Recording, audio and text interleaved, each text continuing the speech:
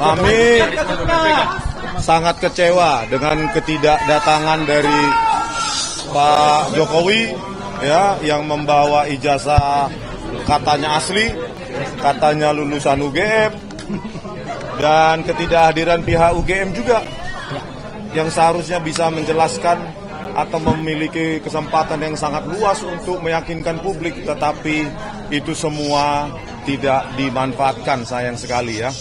Dan pada kesempatan ini memang kelihatan pihak Dirtipidum itu kalah telak. Ya, kalah telak dalam arti bahwa menunjukkan nggak usah ijazahnya Pak Jokowi dalam versi analog, versi digital pun tidak berani menunjukkan kepada kami dalam monitor. Betapa menakutkan fakta itu kepada Pak Dirtipidum, dan tadi ya kami telanjangi lah habis-habisan ya. Laboratorium forensik Bareskrim terpaksa kami telanjangi, bukan karena kami benci, tetapi kami menginginkan forensik yang bermartabat, independen, tidak diatur, tidak dimanipulasi.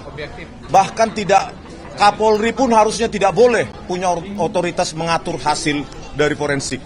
Oleh karena itu sebenarnya kalau didengarkan oleh Pak Presiden Prabowo, sebaiknya Pak, lembaga forensik itu harus dikeluarkan dari kepolisian supaya menjadi lembaga independen yang dipercaya oleh publik. Kalau bisa tiga lembaga Pak, khusus forensik. Jadi Kapolda, Kapolri, atau atasan-atasan mereka itu tidak bisa mengintervensi, mengatur-ngatur hasil seperti kasus Jessica Wongso. Ya, Dirtipidumnya Krisnamurti, Kapoldanya Tito Karnavian, Kepala Laboratorium Komputer Forensik Muhammad Nual Azhar, mereka berkomplot dengan para jaksa memanipulasi barang bukti digital, mengabur-ngaburkan menggunakan software gratisan yang bernama eWriteShop. Itu software gratisan dipakai oleh laboratorium forensik. Tadi saya jelaskan juga ya, Mas, pengantar saya. Kenapa saya jelaskan ini? Karena saya cinta kepolisian. Supaya forensik ini benar-benar untuk kita semua, untuk rakyat. Dan nggak berani dipotong tadi oleh polisi. Iya, dan seperti ini, Tito Karnavian ingin jadi Kapolri, dimanipulasi oleh Muhammad Nual Azhar lewat software gratisan eWriteShop untuk mengabur-ngaburkan dan menganimasi. Itulah contoh nyata. Ya, belum lagi KM50, belum lagi Verdi Sambo. Ya, dibilang video DVR itu tersambar petir, padahal mereka yang merekayasa, merusak. Jadi ini makanya kita telanjangi benar-benar Dirtipidum ini dan timnya, bukan karena kami benci, tapi karena kami cinta kepolisian. Ya, kami sangat cinta kepolisian karena apa? Karena kita yang bayar mereka, pajak kita kan.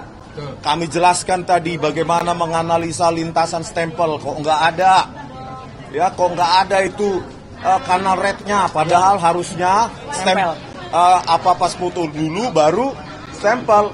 Tetapi kita analisa nggak ada sebaran kanal rednya. Ya, babak belur satu.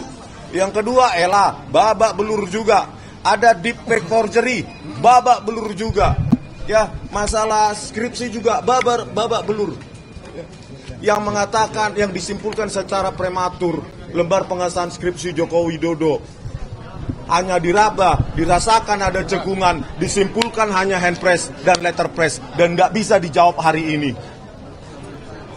Jadi kapan kesimpulannya disampaikannya, Bang? Kesimpulannya pasti kalah telak gitu.